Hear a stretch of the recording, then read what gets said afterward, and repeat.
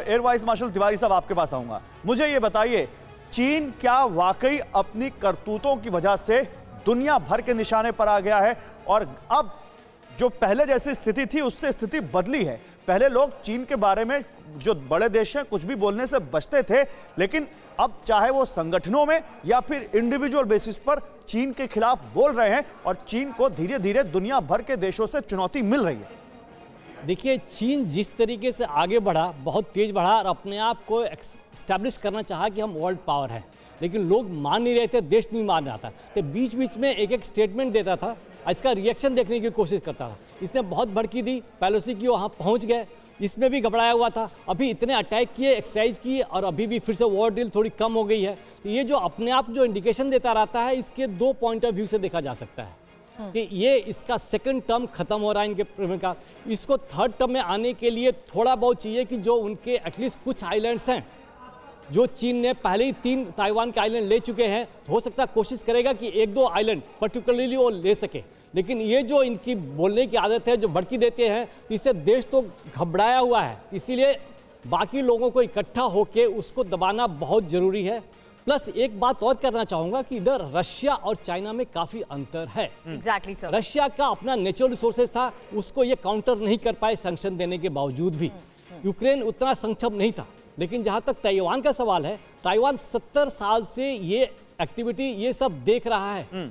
1954-55 में, ठीक है, इसीलिए सर आज मनीष एक सवाल मेरा ये था आपसे कि इस पूरी चीजों, ये जो वॉर एक्सरसाइज चल रही है, ड्रिल चल रही है, जर्मनी जो है ताइवान के एयर स्पेस से गुजरेगा, इन सब पे जो मैक्सिमम पॉसिबल रिएक्शन चीन का हो सकता है, वो क्या हो सकता है? देखिए रवि, ताइवान की राजधानी ताइपे में मौजूद रहकर मैं इतनी बात तो कह सकता हूं कि सबसे पहले कि चीन चाहकर भी ताइवान का एक छोटा आइलैंड भी नहीं ले सकता।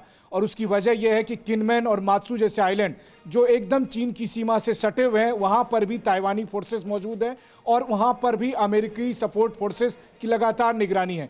दूसरी बात यह है कि देखिए, जो ऑस्ट्रेलिया में वॉर एक्सरसाइज हो रहे हैं, जिसमें 17 देश शामिल हैं, मैसेजिंग कितनी बड़ी है कि जर्मनी से, यानी यूरोप से 24 घंटे के अंदर या कुछ घंटों में पूरा का पूरा जो उसका फ्लीट है यूरो फाइटर का, वो सिंगापुर पहुंचता है इस वॉर एक्सरसाइज में भाग लेने के लिए। और फिर लौटते समय वही फ्लीट, यानी यूरो फाइटर के वो सारे 17 विमानों का दस्ता और 250 एयरफोर्स के ऑफिसर्स ताइवान की सीमा से होकर गुजरते हैं। तो ये बेसिकली ताइवान को उनका सपोर्ट देने की कोशिश है।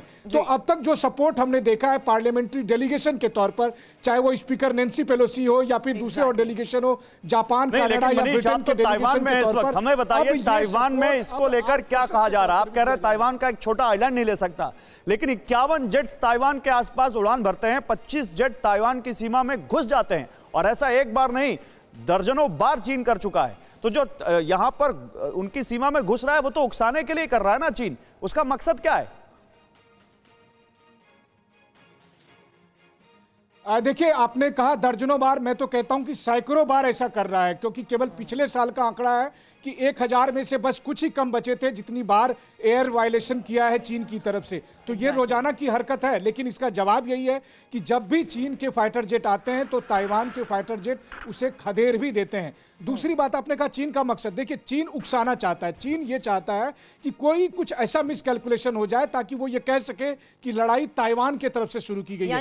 इसलिए ताइवान के फाइटर पायलट ताइवान की देवी, अब बस मौका ढूंढ रहा है, तैयारी पूरी हो चुकी है। डॉक्टर अंशु, अब जिस तरीके से अंदाज चीन का बदला है, जो बात मनीष कह रहे हैं कि ये उल्लंघन तो चाइना पहले भी कई बार कर चुका है, लेकिन इस बार अंदाज बदल चुका है चीन का और मौके की फिराक में है। लेकिन जर्मनी जिस तरीके से ये मूवमेंट करने वाला है और जो खटक रहा है चीन को, जर्मन एयरफोर्स की तरफ से तो ये बयान पहले भी आ गया था कि हम इस रूट को फॉलो करेंगे। हालांकि ये कहा गया था कि जो इंडो पैसिफिक रीजन है, जहां साउथ चाइना सी है, इसके थ्रू पास करेंगे, लेकिन सिविलियन एयर रूट को फॉलो किया जाएगा। सवाल यही है कि इस मेगा वॉर ड्रिल के बीच भी क्या चीन के ऊपर ये मैसेजिंग देने की कोशिश है कि डिपेंडेंसी अब चीन के ऊपर जितने भी देशों की रही है वो पीछे हटती जा रही है और उसमें जर्मनी भी शामिल है?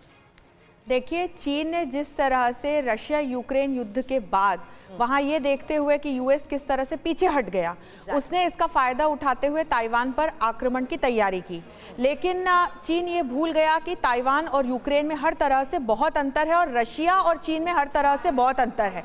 तो आज जो 17 देशों की ये मेगा वॉर ड्रिल हो रही है, उसको देख करके चीन को कहीं ना कहीं बौखलाहट तो होना लाजमी है, क्योंकि ताइवान पर वो अपना कब्जा समझता है, वो वन चाइना पॉलिसी में यकीन रखता है और इस बात को लेकर के उसका गुस्सा लाजमी है कि जर्मन जो प्लेन्स हैं वो ताइवान की सीमा से होकर बिना चीन की अनुमति के गुजरेंगे। लेकिन पूरे विश्व की तरफ से ये संदेश चीन को अब इसीलिए दिया जा रहा है कि वो इस बात को अच्छी तरह से समझ ले कि चाहे हिंद प्रशांत क्षेत्र हो या हिंद महासागर का क्षेत्र हो, चाहे साउथ चाइना सी हो या ईस्ट चाइना सी हो, वहां पर चीन का दबदबा ये बाकी सारे देश मिलके वैश्विक स्तर पर ऐसे प्रयास करेंगे कि नहीं रहने देंगे। और चीन आज की तारीख में मल्टीपल फ्रंट्स खोलता हुआ नजर आ रहा है। वो हम्बेनटोटा पोर्ट पर अपना जासूसी जहाज भेज रहा है, वो भारत की सीमाओं पर अतिक्रमण करने की कोशिश कर रहा है, वहां ताइवान पर आक्रामक रुख अपनाए हुए है, पर इसका नतीजा क्या निकल रहा है?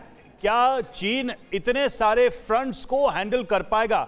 वो भी तब जब कई ताकतवर देशों के साथ वो डायरेक्ट कॉन्फ्लिक्ट में नजर आ रहा है। कम से कम अगर हितों की बात करें इस पूरे एशिया में, तो सीधे सीधे कॉन्फ्लिक्ट में दिखाई दे रहा है चीन।